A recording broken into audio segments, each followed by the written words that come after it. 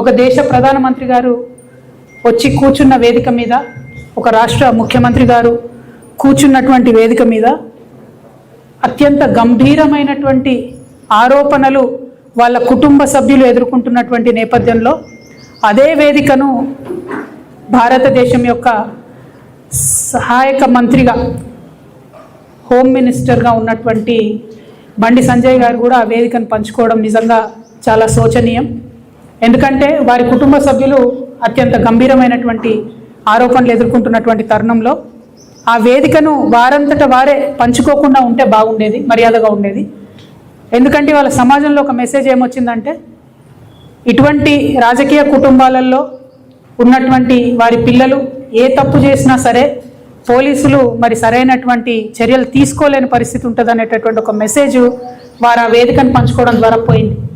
అందుకనే నేను రాష్ట్ర ప్రభుత్వాన్ని చేస్తున్నటువంటి డిమాండ్ ఏంటంటే, బండి సంజయ్ గారి కుమారుడు ఎదుర్కొంటున్నటువంటి ఆరోపణలో భారతీయ జనతా పార్టీకి ఒక అలవాటు ఉన్నది. ఇట్లాంటి నేరారోపణలు ఎదుర్కొంటున్న వాళ్ళని వాళ్ళు దేశం దాటిస్తారు మొదలు.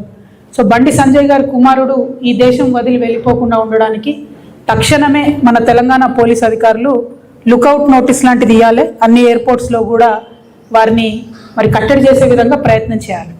మొట్టమొదలు ఆ పని చేసినట్టయితే తెలంగాణ సమాజంలో ఉన్నటువంటి మహిళలందరికీ కూడా ఒక విశ్వాసం వస్తుంది, పారదర్శకంగా మరి మంచి విచారణ జరుగుతుంది అనేటటువంటి విశ్వాసం ఒకటి వస్తుంది. ముందు తనని కట్టడి చేసిన తర్వాత మరి అమ్మాయి వాళ్ళ మీద వీళ్ళ మీద అమ్మాయి వాళ్ళు రకరకాల కేసులు పెట్టుకున్నారు. అది కోర్టు చట్టం ఎట్లా డిసైడ్ చేస్తే అట్లా జరుగుతుంది. కానీ ముందు తను బయటకు వెళ్లకుండా చూడాలి, పోలీస్ వాళ్ళు విశ్వాసాన్ని కల్పించాలి. రెండవది, కొన్ని పార్టీల వాళ్ళు ఒక ట్వీట్ వేసేసి మొత్తం సమస్యను ఏదో పరిష్కారం చేసినాము అనేటటువంటి ఆలోచనతోని అవాకులు చెవాకులు నా మీద వాగుతున్నటువంటి సందర్భాన్ని మనం చూసినాం. ఒక ఆడపిల్ల విషయం వచ్చినప్పుడు, అది కూడా ఒక మైనర్ అమ్మాయి విషయం వచ్చినప్పుడు సమాజంలో బాధ్యతాయుతమైనటువంటి ప్లేస్లో ఉన్న ప్రతి ఒక్కరం కూడా కొంత సంయమనం పాటించాలి.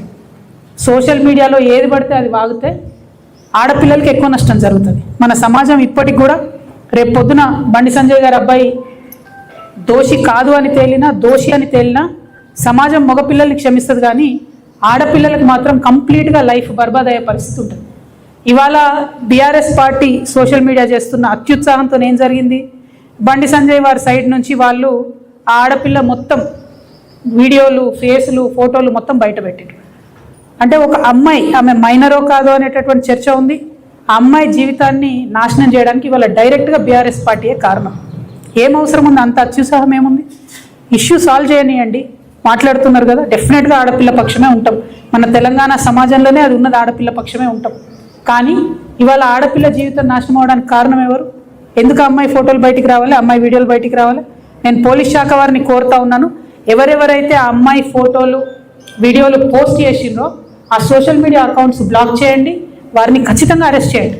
మీ ముఖ్యమంత్రి మీద ఒక చిన్న పోస్ట్ పెడితే ఇవాళ ఎత్తుకపోయి అరెస్ట్ చేస్తున్నారు. కాబట్టి ఒక ఆడపిల్ల జీవితాన్ని నాశనం చేసేటట్టుగా పోస్టులు పెట్టి, వీడియోలు పెట్టి, వాళ్ళ ఫ్రెండ్స్తో ఉన్నప్పటి ఈ ఫోటోలు అన్ని బయట పెట్టినటువంటి అకౌంట్స్ని బ్లాక్ చేయాలి, ఖచ్చితంగా వాళ్ళని అరెస్ట్ చేయాలని చెప్పి నేను డిమాండ్ చేస్తూ ఉన్నాను.